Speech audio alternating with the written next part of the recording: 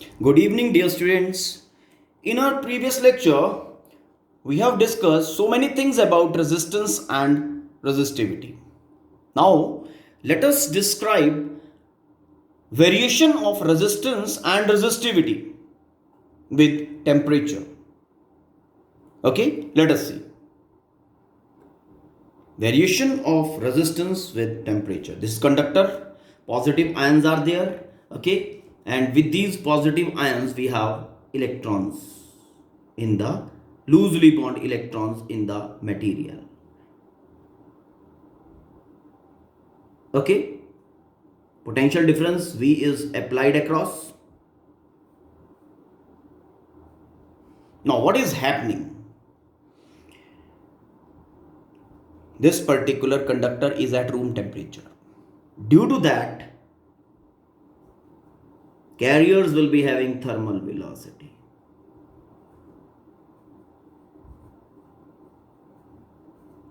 Okay, and potential difference applied के कारण directly होगा velocity because of electric field. Okay,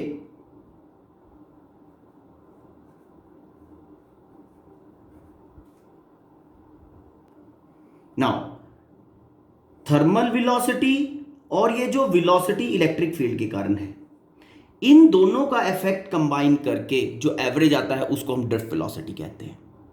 याद है ना? अब ध्यान देने की बात है जो वो देखो. नाउ टेम्परेचर सपोज हमने इंक्रीज कर दिया,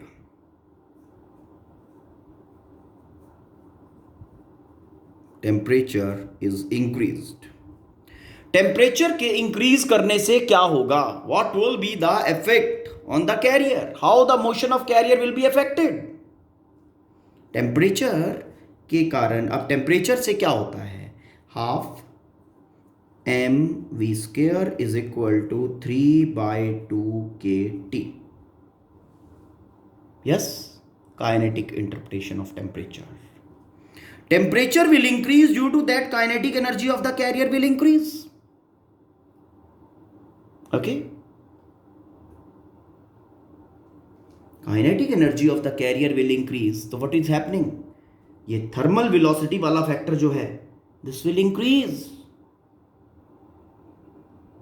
Okay, temperature increase, kinetic energy of carriers will increase. Okay, kinetic energy of carrier will increase mean they will, अब काइनेटिक एनर्जी और साथ में पोटेंशियल डिफरेंस, ये दोनों इफेक्ट कंबाइन होंगे. पोटेंशियल डिफरेंस का effect is remaining same. Kinetic energy बढ़ गया तो overall energy will increase. Overall energy will increase, what will be happening? Overall velocity will increase. Mean velocity between two successive collisions will increase.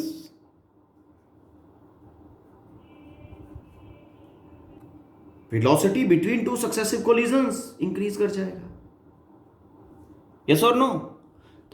अब velocity between two successive collisions अगर बढ़ गया, ठीक, मतलब number of collisions per unit time कम होंगे या ज्यादा होंगे? अब पहले ये धीरे धीरे चल रहा था अपना कैरियर, तो थोड़े कोलिजन करेगा पर यूनिट टाइम. अब फास्टर चल रहा है तो ज्यादा नंबर ऑफ कोलिजन हो जाएंगे कि नहीं एक सेकंड में? हाँ, तो velocity between two successive collisions बढ़ गया, इसके कारण number of collisions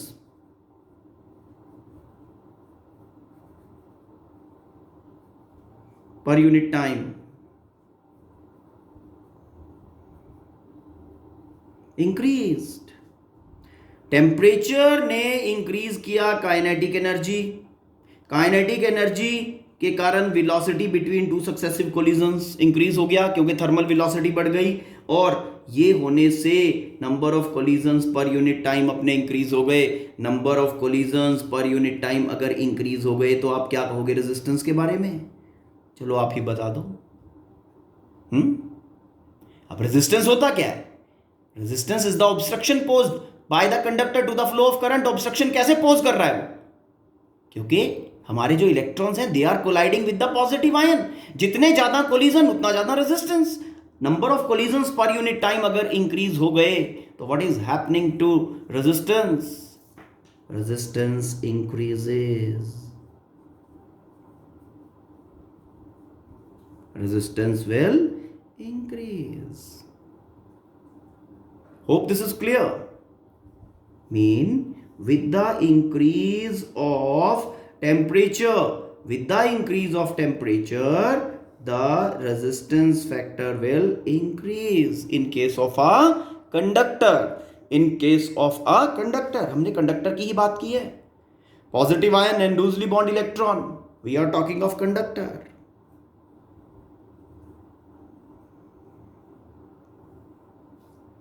Hope this is clear. We can do this thing mathematically also. Okay, let us see resistance R is equal to ml over, this is the relation for resistance. Yes, now see, temperature increasing, temperature के increase होने से क्या हुआ? Temperature के increase होने से kinetic energy of carrier increased. Kinetic energy of the carrier increase होने से क्या हुआ? Relaxation time between two successive collisions कम हो गया. Okay, relaxation time, that is time between two, जब ये फास्टर हो गया तो relaxation time between two successive collisions कम हो गया. Resistance inversely proportional to relaxation time. Relaxation time अगर कम हो गया तो रेजिस्टेंस बढ़ेगी या नहीं बढ़ेगी? R increased. ओके, क्यों? Because R is inversely proportional to relaxation time. इस कारण से आर बढ़ गया. मैथमेटिकली भी कर सकते हैं, कोई प्रॉब्लम वाली बात नहीं.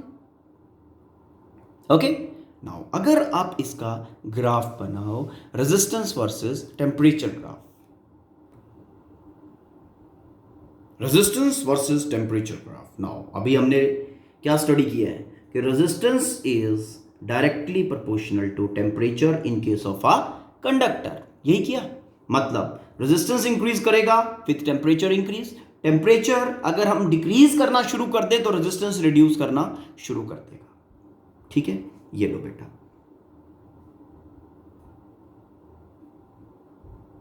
इंक्रीजिंग. ठीक है, रेजिस्टेंस हमने डिक्रीज करना स्टार्ट कर दिया. डिक्रीज करते जा रहे हैं, डिक्रीज करता जाएगा.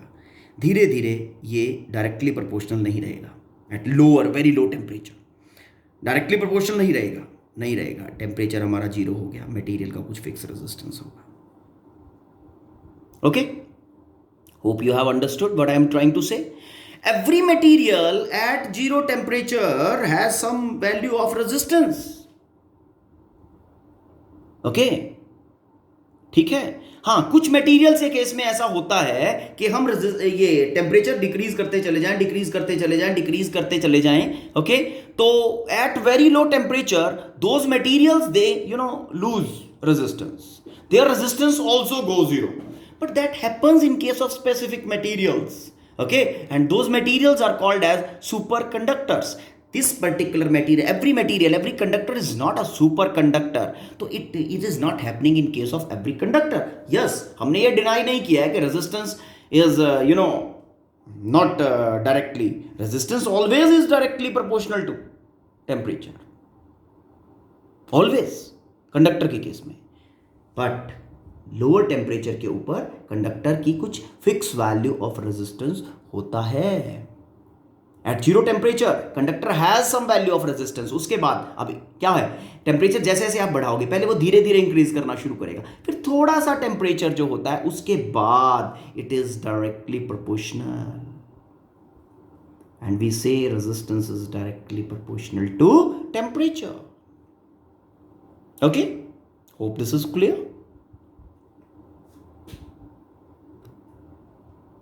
Now, let us define variation of resistance. Okay, rate of change of resistance with temperature. Okay, that is called as a temperature coefficient of resistance basically. Okay, now let us see. At temperature T1, the resistance is R1. At temperature T2, resistance is R2. Okay, at temperature T1, at temperature T2, resistance is R1, resistance is R2. Okay, now change in resistance, ये जो आपका change in resistance है, change in resistance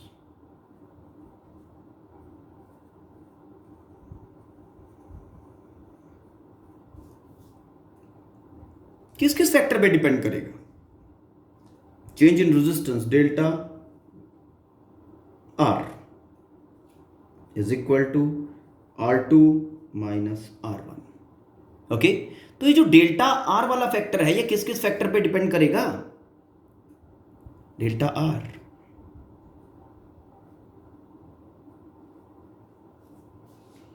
अब जैसा हम study कर रहे हैं already, first of all your brain will be saying कि delta R directly proportional to change in temperature. Yes, how? एक मटेरियल है जिसका टेम्परेचर हम 10 degree Celsius to 1000 degree Celsius change कर रहे हैं in first situation. Second situation में हम उसी कंडक्टर का टेम्परेचर चेंज कर रहे हैं 10 degree Celsius to 200 degree Celsius. ठीक, इस सिचुएशन में सपोज करो जो चेंज इन रेजिस्टेंस है वो है डेल्टा R1, और इस सिचुएशन में जो चेंज इन रेजिस्टेंस है वो है डेल्टा R2. तो your brain directly will respond that way कि जहां भी टेम्परेचर का चेंज ज्यादा होगा, जितना ज्यादा चेंज इन टेम्परेचर होगा उतना ज्यादा रेजिस्टेंस चेंज होगा. मतलब this delta R1 has to be greater. Your brain will say the same thing because resistance is directly proportional to temperature.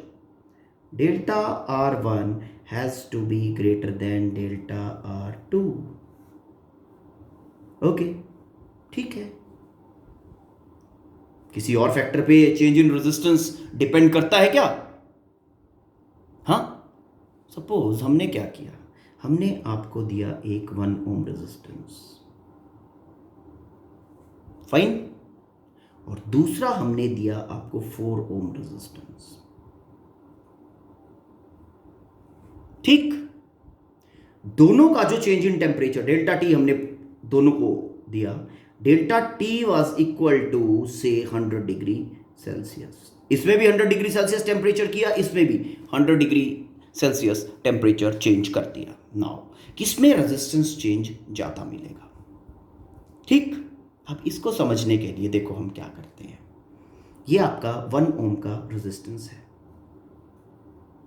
1 ओम, ठीक है, सिंगल 1 ओम. ये 4 ओम रेजिस्टेंस है. मैंने क्या किया, 1 2 3 4, मान लिया ये 1 ओम के 4 रेजिस्टेंस हैं सीरीज में ना, 10th क्लास में पढ़ा है. सीरीज में 4 रेजिस्टेंस, इसका भी टेम्परेचर चेंज 100 डिग्री सेल्सियस, इसका भी 4 ओम का भी 100 डिग्री सेल्सियस. अब लेट 1 ओम का जो रेजिस्टेंस है वो 0.2 ओम चेंज कर गया 100 डिग्री सेल्सियस के कॉरस्पॉन्डिंगली. ठीक है, अब इस 1 ओम का कितना करेगा, क्योंकि मटेरियल तो सेम है ना.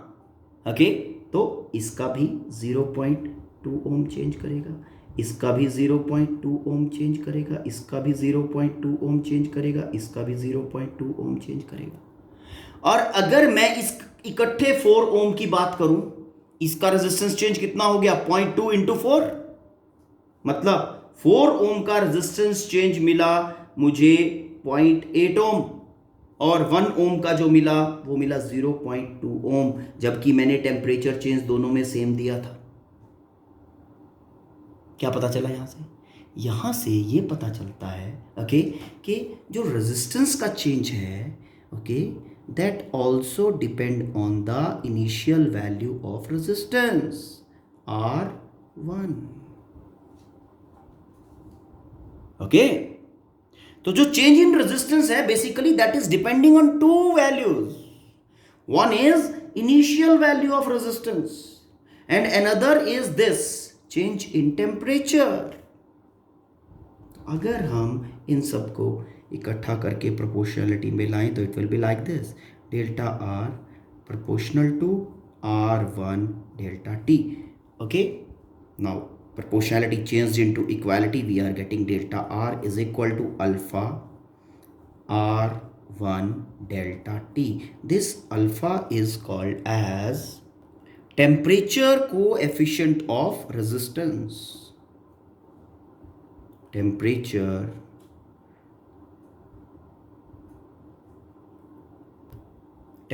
Coefficient of resistance.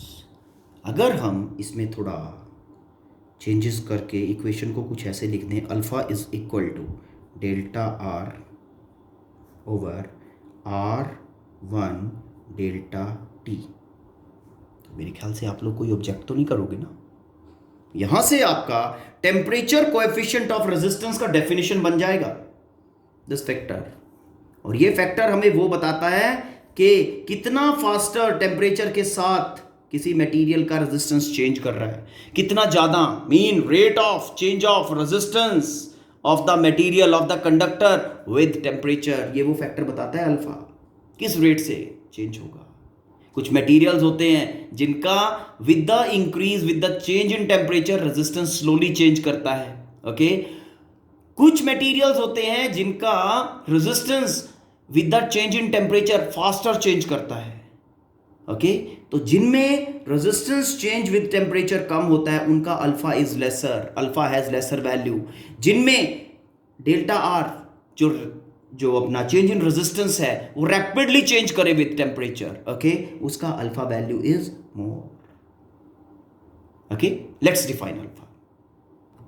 देखो, to define this particular terminology we can apply. Delta alpha is equal to delta R. कब? When R1 is equal to 1 unit value और change in temperature also has the unit value. Okay, अब definition आपके सामने बन गया.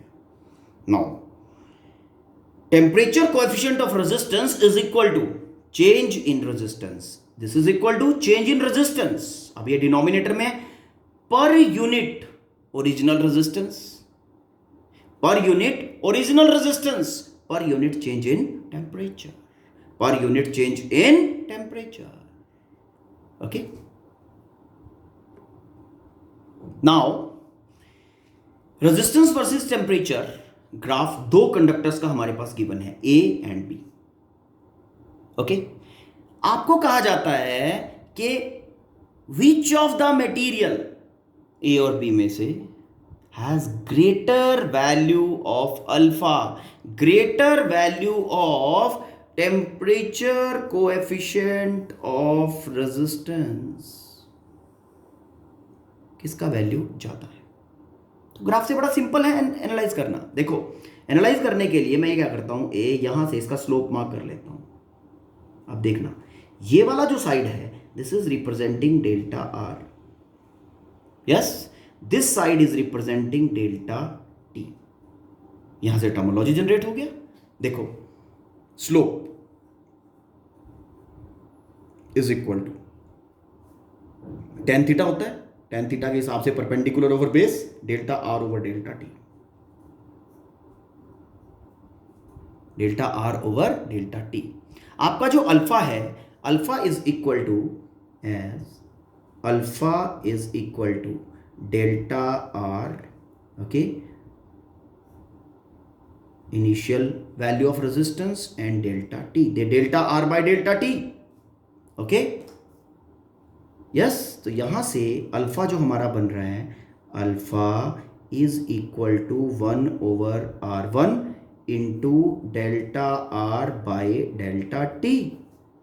Yes, तो alpha delta R by delta T is slope, तो alpha is equal to 1 by R1 slope. Yes, तो alpha directly proportional to slope. जिसका slope ज्यादा उसका अल्फा भी ज्यादा, जिसका स्लोप कम उसका अल्फा भी कम. तो यहां पे क्या लिखोगे, because slope B greater than slope A. ठीक, तो therefore alpha for B greater than alpha for A. Hope this is clear. अब आप ये पूछ सकते हो कि अल्फा क्यों पढ़ाया आपने, है ना। अल्फा बहुत इंपॉर्टेंट आपका फिजिकल क्वांटिटी है। कैसे, वो देखो, ये अल्फा जो है अपना temperature coefficient of resistance. Okay, जब हम स्टैंडर्ड रेजिस्टेंस बनाते हैं, स्टैंडर्ड रेजिस्टेंस,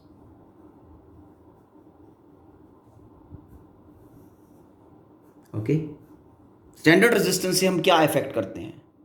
स्टैंडर्ड रेजिस्टेंस वो जो मार्केट में, जो सर्किट्स में हम मार्केट में मिलते हैं, सर्किट्स में हम लगाते हैं, है ना, दोज आर स्टैंडर्ड रेजिस्टेंसेस। 10 ओम, 20 ओम, 10,000 ओम, है ना, 1 मेगा ओम, 10 मेगा ओम, ये सारे रेजिस्टेंसेस।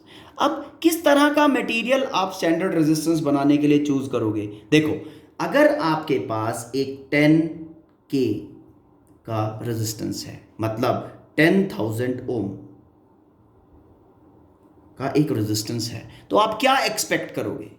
आप ये एक्सपेक्ट करोगे कि जब आप इसको अंटार्कटिका पे यूज करो, ठीक है, जहां टेम्परेचर नेगेटिव रहता है हमेशा, है ना, -40 नॉर्मल सिनेरियो, -40। ठीक, आ जाओ अब अपने थार में, Rajasthan 50 degree Celsius, yes, normally 55 भी चला जाता है, ठंड होती है तो 34 भी आ जाता है। जस्ट मैं जो आपका ध्यान दिलवाना चाहता हूं, मैं ये बताना चाहता हूं आपको कि भाई उस रेजिस्टेंस को लोअर टेम्परेचर, इतने लो टेम्परेचर पे भी यूज होना है, और उसी रेजिस्टेंस को हाई टेम्परेचर पे भी यूज होना है।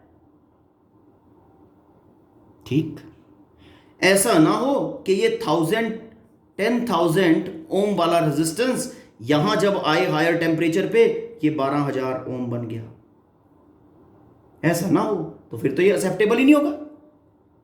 क्या चाहते हैं हम, ठीक है, हमें पता है कि resistance is directly proportional to temperature, हमें पता है, ठीक है, we are not denying this fact, okay.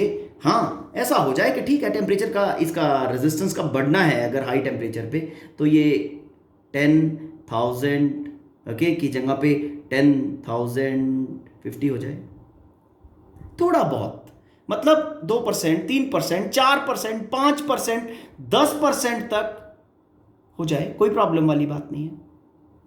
ठीक है, स्टैंडर्ड्स में हम 20% भी अलाउ करते हैं वैसे, पर लेकिन बहुत ज्यादा वेरिएशन नहीं, ठीक है ना। 100 ओम का रेजिस्टेंस आपने लिया, ओके, और in some hot region that is behaving as 150 ohm, ठीक है ना, तो वो मटेरियल जो आपने यूज किया रेजिस्टेंस बनाने के लिए बेकार material, that is not a good thing, है ना। तो किस वेरिएबल की बेसिकली हम बात कर रहे हैं यहाँ पे, किस पैरामीटर को डिफाइन करने की कोशिश कर रहे हैं मटेरियल सिलेक्शन के लिए। We are defining alpha, temperature variation of resistance with resistance, variation of resistance with temperature,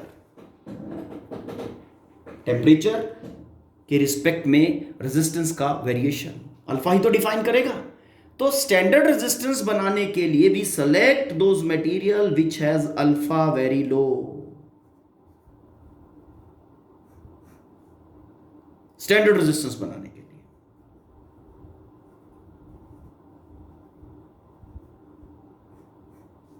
fine, standard resistance बनाने के लिए we use alpha very low, तो मटेरियल सिलेक्शन हमारा उसी हिसाब से होता है, ठीक है ना।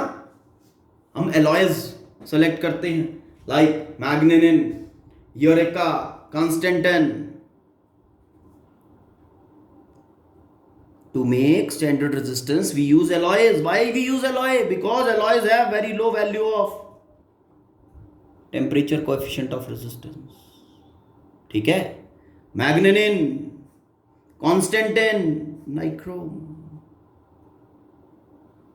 फाइन। ऐसा ही नहीं है कि ऑलवेज वेरी लो वाला ही मटेरियल यूज होता है। अगर हमें हीट सेंसिंग डिवाइसेस बनाने हैं, जो हीट को बहुत अच्छा सेंस करें, heat sensing devices. Okay, then we use those materials to make heat sensing devices which has alpha very large. Very large mean थोड़ा सा टेम्परेचर चेंज हुआ, उसे कॉरस्पॉन्डिंगली उसका रेजिस्टेंस बहुत ज्यादा चेंज कर गया. Okay, hope you have understood this particular thing. Revise it, go through the content, whatever confusion you are facing, okay, just ask. Fine. Thank you. Have a nice day.